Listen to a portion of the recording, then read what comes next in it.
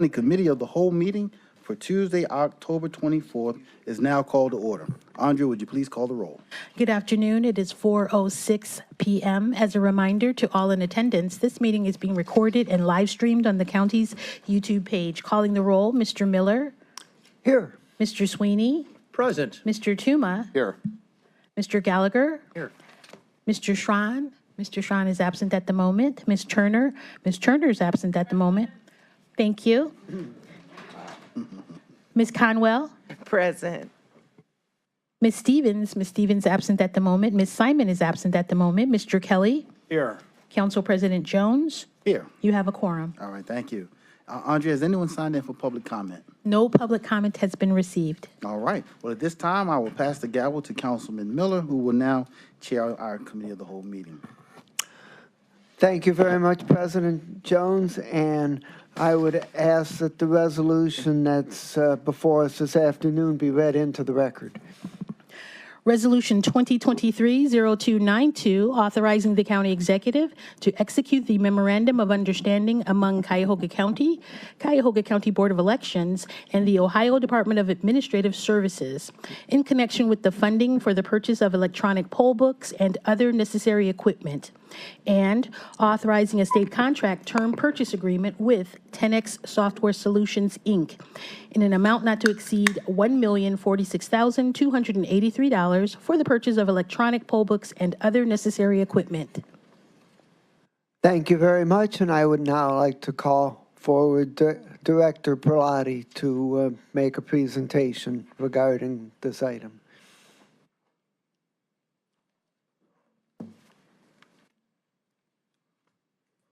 Good afternoon, everyone. Good afternoon. All right, so I have a few slides that I want to take you through, and I want to first... Please just state your name for the record for everybody who's watching. Sure. Tony Perlotti, Director of the Cuyahoga County Board of Elections. Thank you very much. And I am here today, as a resolution says, to ask this body to authorize for the Board of Elections in conjunction with this body and the Secretary of State to enter into a memorandum of understanding for replacement hardware for the current electronic poll books that we use on Election Day across the county for voters. All right.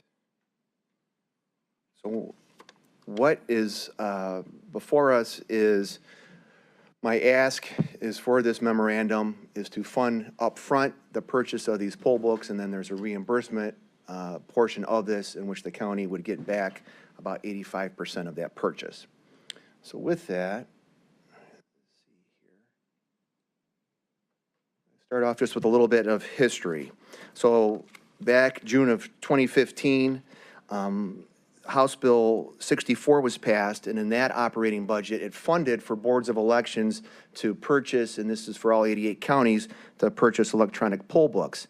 An electronic poll book replaces the paper poll books that voters used to sign when they come into a polling place. Basically, it is a tablet, whether it's an iPad or an Android tablet that has applications put on it that allows for individuals to sign in. And us to have records of the voter registration rolls, and we can go ahead and authenticate signatures and all those. So it replaces the paper poll book. It increases efficiencies and allows for individuals to come into a polling location and not get in a specific precinct line, which speeds up that whole check-in process and avoids voters being like a ping pong ball trying to get into the correct line to check in. So at that time, Cuyahoga County was awarded $1,460,000 for the initial purchase of these poll books, and that includes the actual poll book itself, the stand that it sits in, the case to transport it, and other infrastructure that you need, like a computer, a server, and all those items to make these books work.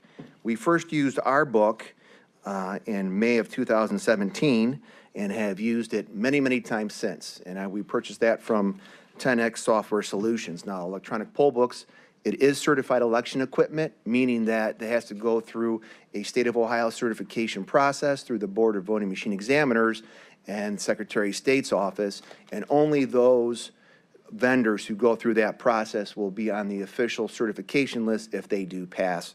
And 10X indeed did pass that. That book has worked very well for us, especially being a paper-based county. They kind of specialize in paper ballots. So at that time, we purchased 1,450 electronic poll books, and that was the formula that they want you to do is make sure you hire a book for every precinct.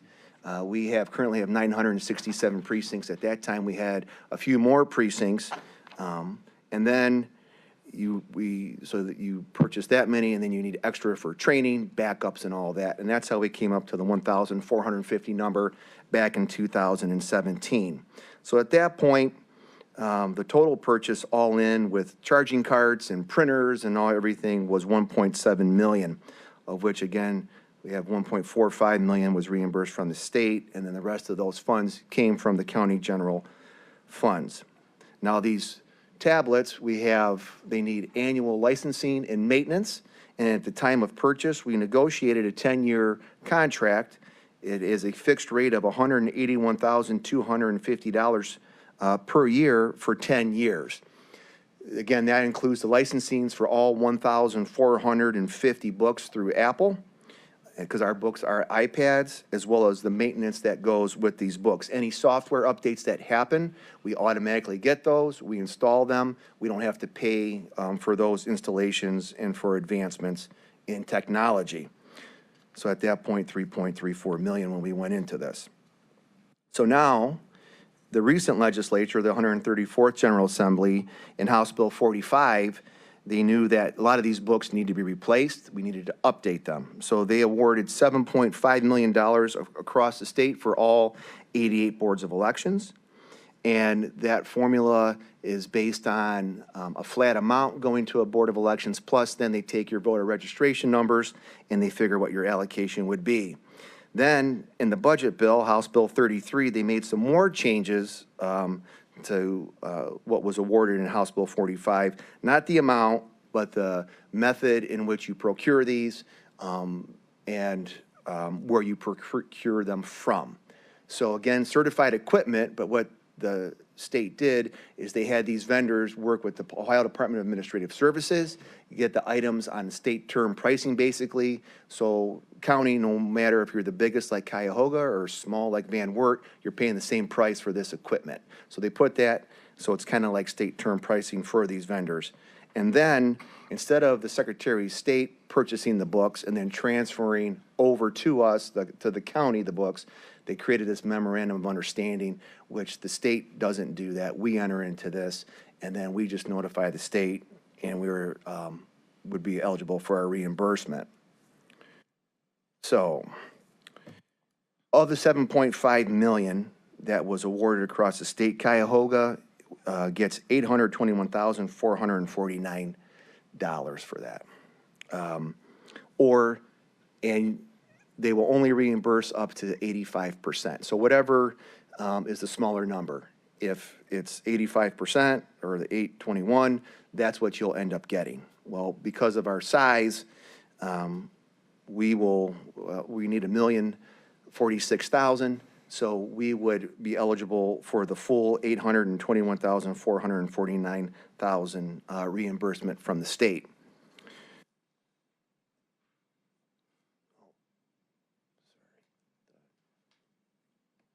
So that's what our purchase is.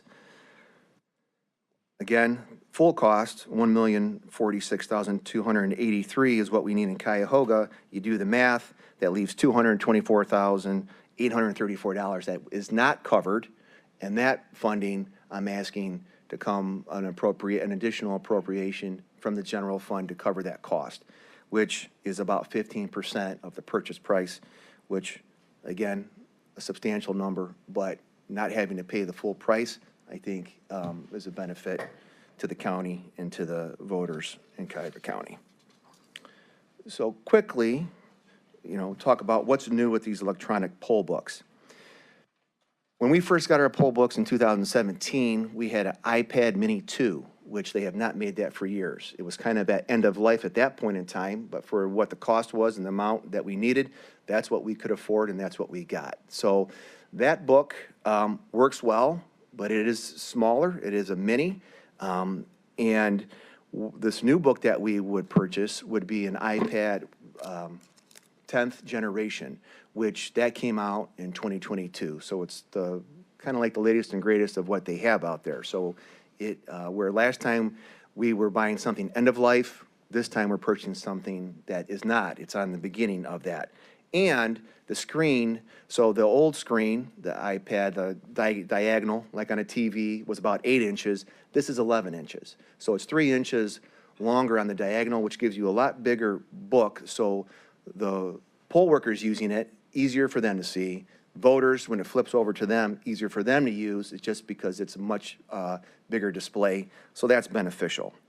Also, from a cybersecurity perspective, the iPad mini 2s that we currently have cap out at iOS version 12. So anyone who has an iPhone, you know that you probably have either iOS 16 or 17, but we can't go any further than 12. Again, it functions, but from a cybersecurity perspective, you're limited in what can happen. These books will have iOS 16 on them, which will allow us to have a stronger book. The processes are faster, so it just helps with check-ins. And with it being a new book, the actual battery life on them lasts longer. We plug these in, but we do have power outages, and with it being a new, fresh battery, you can get a little bit longer functionality on election day when the power does go out. And we usually have one power outage every election somewhere in the county. It's temporary, but you want to make sure that everything is working. So those are some of the benefits on what's new. But some things are the same, and that's important also. And what's the same is the application that the poll workers and the voters will use. So that is an app that's added on, and so it will be that same app. So as far as a training perspective, when the poll worker looks at it, it looks the same. When the voter engages with it, it looks the same. And that is a benefit, because it is a good setup. It has a good flow. Also, each of these poll books is attached to a small printer. And so when everyone checks in, they get an authority to vote slip that prints out. Those printers are like workhorses. They are fine and they work well. We do not need to replace those, so we'll be able to pair our existing printers with those books and save money in that regard. So again, from a poll worker usage and a voter usage, it is the same, which is good. All right. So now, as far as some requirements and timelines. So the funding that I talked about from the state, that funding expires on June 30th, 2024. And in order to take advantage of that, we have to have the purchase, the documentation received no later than May 1st, 2024. An advisory, so we were in a holding pattern. Even though the budget bill was passed, Secretary of State told boards of elections, you can't move forward with this purchase until we tell you. Well, they told us with advisory 2023-03, which came out in August. So knowing that we're on these tight timeframes, because we're talking with our vendors, it's about 90 days lead time for them to get the materials that we need. So we won't be able to use these books for this November's election, but we wanted them in time when we start training for the March primary, which starts in January, because we do need to get these in. We need to acceptance test them, and we need to go through this process. The other thing that we want to, that we're cognizant of, is that former Secretary of States would not let new equipment rollouts in a presidential year. Now, we've had that conversation. I've had that conversation with the Secretary of State's office, and they haven't made a definitive decision yet, but they are leaning towards you can use new equipment in the March primary, but you can't implement something new in the November general, meaning that the potential is if we don't have these in place for March and we do purchase them to take advantage of the funding, well, then they just sit on a shelf. And we can't use them until the first time in 2025. Meanwhile, the one-year warranty on the books is running and all those things, so it just doesn't make sense. So that's why we are trying to move this along now to take advantage or be cognizant of the lead time, get this in so we can go ahead and have it in place for that March primary. So then in order to get that reimbursement, we need a completed copy signed of the MOU. And again, this being certified equipment, this body is the body that purchases voting equipment. We need an invoice from 10X, and we sent all these things down to the Secretary of State's office. The Secretary of State's office does not wait for us to implement the books. Once we go through this process, we can go ahead, send the documentation down to them, and they will actually send us the check. You could potentially get the check before you even get the stuff delivered to you. So there's no wait as far as getting that back and being able to have that deposit to go into the county general fund if you were to purchase these. All right, the timeline, again, we talked about 90 days lead time, because what we're really buying is we're getting the iPads, which Apple makes, and we have to get those. A flip stand, which they stand in, that takes the longest time because those are custom made. You can't use the stand you have now because it's exactly made to the size of the book. And so there is a manufacturer that they work with in Florida who produces these. Again, 1,450 books. It's like the biggest order they get, so it's going to take them some time. And then the cases, the case isn't bad. It's the foam insert that's laser cut to meet what we need. So that all takes time, but the vendor says, 10X, that if we place the order soon, that we would have materials coming in between December and the beginning of January, which would meet our timelines to be able to roll it out for the first time in March. So we did take this recommendation to our board members, the 4 board members of the Board of Elections. They unanimously were in agreement. This is a wise thing to do, and that 10X is a good vendor. We want to continue on with them. And from them, worked with the County Council Administration to have this placed on the meeting. It was first introduced October 10th, sent to this committee, of which today I'm presenting to you. And hopefully, if you're in agreement with myself and the board members, if this were able to pass out of committee to the full body, I would appreciate, and the board members would appreciate the passage of that, so we can go ahead and move forward and be able to take advantage of this technology for the March primary. So that were the main things that I wanted to say to you, because I assume that we might have some questions for me. So, thank you very much for the presentation, and for the record, Councilwoman Simon and Vice President Cheryl Stevens are in attendance, and I would look to my colleagues for any questions. Ms. Cotwell. Yes, thank you. To the chair, I've got about 5 questions. How many software companies bid, do you know, besides 10X? So there are... Or how many eligible from the state? Sure, there are, through the chair, Ms. Conwell, there are 3 certified poll book vendors in the state, 10X, No Inc., and ES&S. ES&S only sells their product to counties that have their voting equipment because it's configured to work with the equipment that they have. So really it left 2, 10X and No Inc. Okay, did you have to go through the form? You knew the 3 companies that you had to talk to all 3, or did the state do that part?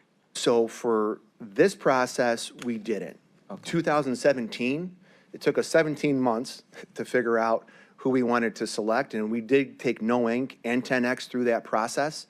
And we did mock elections, and we did everything, and from that process, we determined 10X. So now, what we're doing really is a hardware upgrade. Lifespan of the electronic poll books? So the vendor will tell you that an electronic poll book will last 10 years, and I believe that. But it is like a cell phone. It's an iPad that, with time, there's software updates that will be limited to it, and for lack of a better term, some of the equipment gets tired. The battery doesn't last as long. As applications get updated, Like, for example, right now, Tenix has a Cuyahoga version of the software that is configured to work with our version of iOS, and the whole rest of the state is on a more advanced version of it because their books can handle it. But that being said, again, I would definitely expect at least 10 years out of the books. All right, through the chair, is reimbursement in one lump sum of the 821? Yes, it is. Okay, number 4, through the chair, the printers that you talked about earlier that are utilized with the poll books, they're a little older.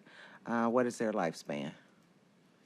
Those, they tell us that those will last, we can count on those for about 20 years. So they're little brick printers because they don't do a lot. You actually see them at retail establishments, and there's not a lot of moving parts. They're workhorses, and they work well. And my last question would be, you talked about presidential, and when we could potentially use these new poll books. Could there potentially be a legal issue with any of the candidates in 2024? I know you stated that some feel that it shouldn't be used during a presidential election year at all, and then some feel that we can get away with it in the primary. But do you think there could be a legal issue brought up? A candidate if they so lose and we use new poll books? Well, what I've learned in my tenure at the Board of Elections, it is very litigious, and anything is possible and probably will happen. As far as the timeline to introduce it, that does sit with the Secretary of State's office. But to your point, if a candidate were to lose and try to blame it on the electronic poll book, they can. But it's not tabulated. The state is going to back us up basically because they stated that we could use it during the primary. I will be able to point to it. The state should back us up. I would hope they would do the right thing. But there would be a directive from the Secretary of State that would define that. Okay, before the actual election, or before the primary, I should say, before Yes. we actually use them. Yes, there would be. Okay. So as a side, because we're so fortunate here in Cuyahoga County, November 7th right now is not the final election for this year. We have a December 5th recall election, a mayoral recall election in the city of East Cleveland. Talking with the vendor, we will be able to get about a dozen books, or a dozen electronic poll books that we can actually use in this December's election, which technically would be the first time that we use the books. Okay. This year, we This year. recall this. You said December 5th? December 5th. So right now, there's East Cleveland. So technically, we'd have used the Yes. poll books. Okay, works in our favor. Thank you, Mr. Chair. Councilman Kelly is next. Mr. Chairman. How long do you think it would take to get all the poll books in? Did you say that and I missed it? So all the pieces parts, the cases, the stands, and the books, in some combination, around 90 days. So if the cases didn't make it when you needed them, can you still use the books? I would figure it out. What I would do is I would use my current cases that would be able to house the printers and the cords and the cables, and I could send that out there. And then the actual books themselves, I would put those probably in a canvas bag that we put security seals on and send it out that way. So that is off the top of my head how I would address that, but I would be able to figure something out to get it done. Through the chair. So this sounds like needs to be rather timely. Do you need suspension on this to get things rolling? Because you're talking about December now. Yes, I would appreciate if it were to be voted out of committee and suspended and voted on promptly. Thank you. Councilwoman Simon. Thank you to the director. So one of my pet peeves is the waste when iPhones constantly have to be replaced and go into landfills. We're using chips which are mined from Africa. This is what's going to happen to these poll books? So we haven't done a deep dive. We've done a little bit cursory as far as what their value is. So you could sell some of them back, but it looks like potentially people might be willing to spend about $10 per book on these. So there's not a whole lot there. One thing that we could potentially look at is seeing if a school system, if we were able to donate, we could wipe them clean and see if that could be helpful, say to the Cleveland Metropolitan School District, if they wanted to give those to students or. What would they be, something. like an iPad then? It Like is an a clean- iPad. It will work like a regular iPad then, once you wipe them clean? Yes, And so- donate them to school? Yes. Okay, It's just they'll be limited, depending on how the school would want to use them. If they wanted to put some kind of educational app and it needed a certain operating system, it may not meet that, but I guess that would be a challenge they'd have to figure out on how to make that work. okay, So let's work together and get solid waste on board and try to do something useful with this. I hate to see this is probably going to happen again before 10 years, and we're going to have to deal with this again. Okay, Sure. thanks. Councilman Sweeney, and then. I just wanted to make a comment to Councilwoman Simon, maybe look into MedWish and MedWorks. If the CMSD can't utilize them, they send them, if they can wipe them clean, they can send them over to third world countries to still be used. Okay. Okay, Councilman Sweeney. Thank you, Mr. Chairman, Mr. Executive Director, nice seeing you. Two questions, the 12 and the 16, you said you wanted to upgrade it for security purposes. Isn't there is there a Ohio Revised Code saying you have to be at this level for the protection, or is that just something you're doing on your own through the chair? So Secretary LaRose definitely puts out his cybersecurity directives. We have cybersecurity on ours. Ours is so it meets goals in that you can't penetrate into them, but they have to handle ours differently than what they can in some of the advancements they can make on the newer versions of the iOS. Okay, thank you. And, Mr. Chairman, just on another note, I'm getting a lot of questions about the new building. You're moving somewhere. That's a total different topic. Can you just give me an update on that? And I get constituents asking me, and I'm like, I don't know. So I see it here, so I thought I'd ask you. Sure. So, maybe get everybody on the same page. After the November of '22 gubernatorial general election, I reached out to the Department of Public Works saying, we got to think about something regarding our building, in particular parking and lack of parking and the physical space that we have for early in-person voting. So earlier this year, in working with Public Works, a request for a proposal or bids was released for potential new Board of Elections operating site, and there were multiple people who responded to that. And myself and some of my staff went on tours of some of the things that were there.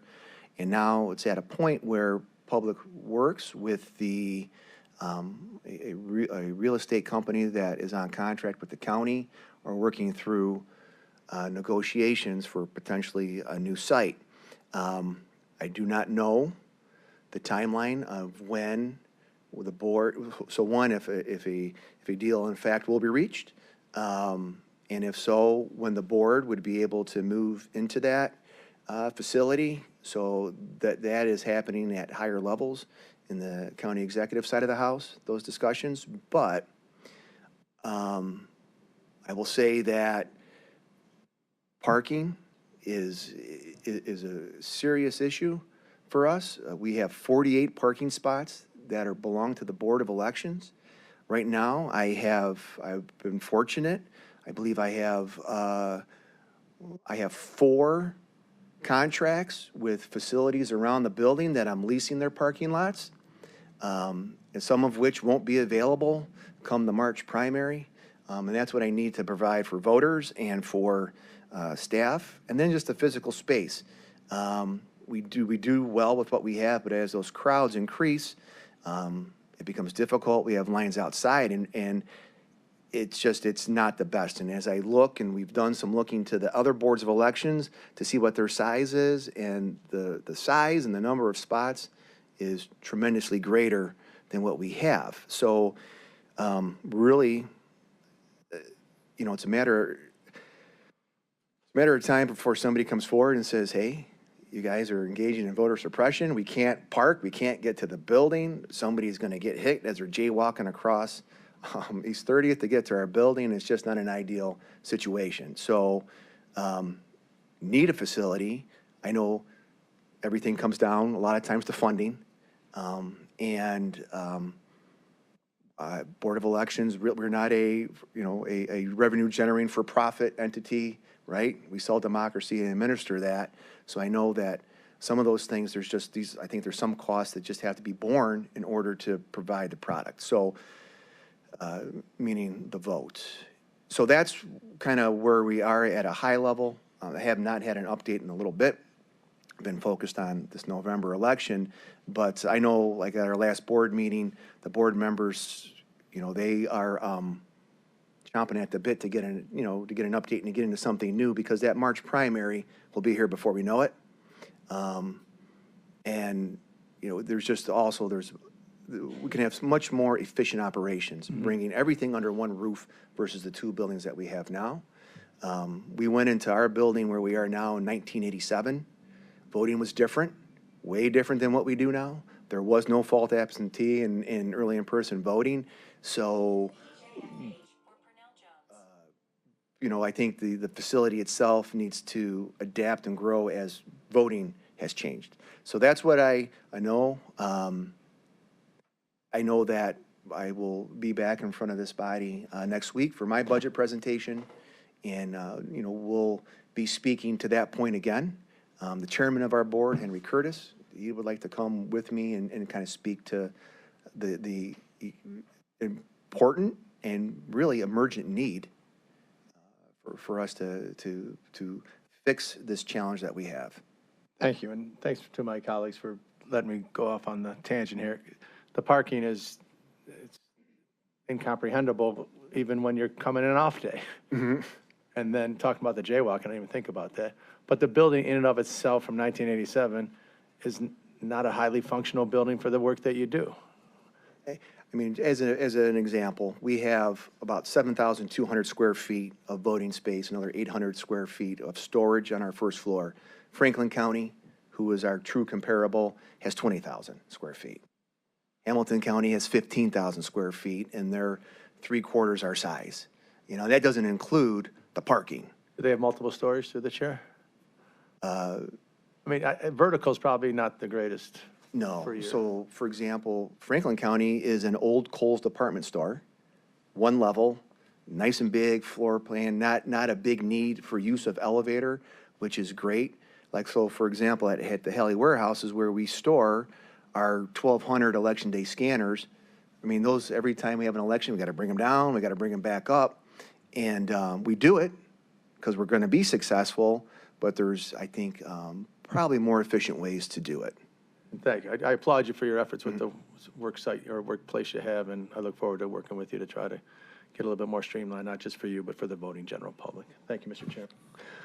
So, Director, to follow up on Councilman Sweeney's question, suppose even that you were able to reach a deal tomorrow, would there be enough time to build out the new space and get your operation moved in time for the March 19th primary? I'm gonna say, I think partially. And so until you actually get in the space and you work to see exactly what needs to be done, I think what could be done is the early vote center piece could go to the new location. So you take advantage of the increased space and the parking at that location. And then that means maybe I run the rest of the operation out of the 2 current buildings that we have. So I'm running 3 buildings. Not ideal, but if there's a prize at the end of that, we'll do whatever it takes to, one, provide for the voters and get it done. So I think the early in-person voting and the And that part could probably be built out. I think what you need is you need to have the IT infrastructure in place. So when people come and check in, you got to be able to do that through our voter registration database.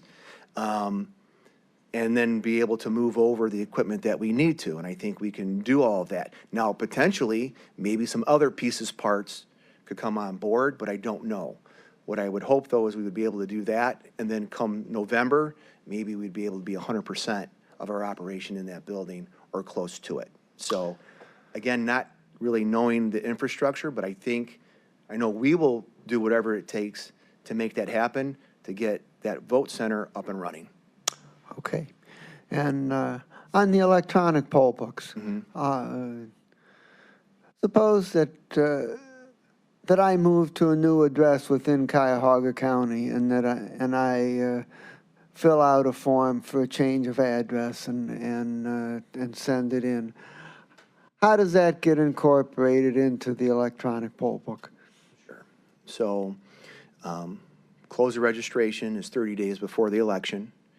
And so what we do is, once we have that close of registration, just because you have the close of registration, so that's on a Sunday, so that always comes to the 29th day, Monday, unless there's a holiday like there was this time, and then it goes to Tuesday. But you have all that, and then we're entering in registration cards till about Friday of that week of the close, maybe Monday.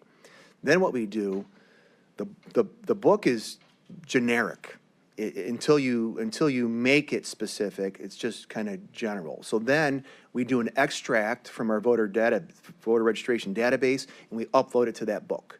And that's where now it's captured who's registered, who has either newly registered or timely changed their address by the close of the deadline. So that information is all in there. And then what we do is we get the book specific to a location.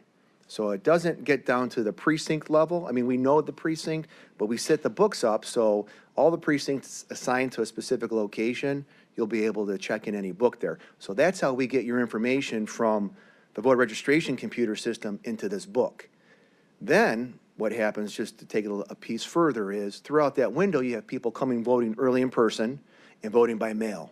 And so as that happens, and people can vote up until the Sunday before the election, we then can push a file to these books and update that would say, okay, Councilman Miller is registered, he voted early in person, so we're going to mark that he must vote provisional if he approaches on election day because he's already voted. So that's how we get that then updated so it's accurate going into election day. So, Director, the other thing that I want to say is that I think the 2024 election has the potential to be one of the more volatile and challenging elections that we've seen, and I would just commend you that the Cuyahoga County Board of Elections has a long history of running very capable and well-run election processes, and I have every confidence that you're going to do that again, and we're going to need that because the integrity and the confidence in the electoral process is going to be paramount. So I just want to wish you the best of success and believe that you'll perform well as you have in the past. And I believe, talking about barely having enough time, you barely have enough time if we pass it tonight. And so I'm certainly persuaded about the need for a passage on second reading suspension, and I would like to see if any of my colleagues would like to make a motion to that effect. So moved. Second. Simon. Okay. It's been moved and seconded to favorably refer Resolution 2023-0292 to the full council for consideration for passage at tonight's council meeting under second reading suspension. Is there any further discussion? Moment of courtesy, please, Yes. Mr. Chair. I want to thank Mr. Parati for following up on a series of issues. I have a district that maximizes their use of the Board of Elections, checking the talent and capacity of staff to review state law and help us move forward. So I want to go on the record as thanking him for being diligent and his team for being diligent on helping us try to figure out who's who in the elected pool in my district. And it is a difficult world they work in. We see that election workers across the country are not recognized as respected members of our community as they should be. And sometimes they are all but beat up on, like the two ladies in Georgia, for just doing something that is very American. So thank you for doing the work and your team for doing the work on behalf of all of us, because as you said, it's not a profit centerpiece of our business. Thank you. Very well stated. I couldn't agree more. Ms. Simon. Thank you. I just want to say as well, thank you so much for the good job you've been doing. And if you just wanted to enlighten my colleagues about the follow-up from the August election reimbursement, I don't know if everybody knows where you're at with that. If you all recall, we had to advance money to have that special election in August, and we're supposed to get that reimbursed, so if you don't mind. No, sure. So, so that August election, as we know, unprecedented, August election, statewide issue. I think we had good turnout in Cuyahoga County. It was about 39%. It wasn't 100, but definitely better than like the 8% that was the previous year in that August election. So with that, the state is responsible for the cost of that election. And what they did is they made some projections and they cut checks in advance. So for us, we got $2.1 million that we already received, and we deposited that. Then the Secretary of State set some post-election timelines in which you had to square away and take care of your bills and get things in order. And we had to just submit something last week. So we spent every penny of it. And there's another $276,000 that we believe is owed to Cuyahoga County. So it's on that form. The state now is in a process of reviewing it. They should agree. We're in a position to defend if they question what we did, because everything is legitimate. And then hopefully that check comes forward, and we deposit that into the county general fund. And then we should be 100% for what is eligible for reimbursement. Thank you. Okay, seeing no further discussion, all those in favor of the motion say aye. Aye. Any opposed say no. The resolution is unanimously approved and recommended for tonight's council meeting. Is there any miscellaneous business? Hearing none, Mr. President, are we starting at 5 o'clock? We are. So the council meeting will start at 5 o'clock and we are adjourned. Thank you.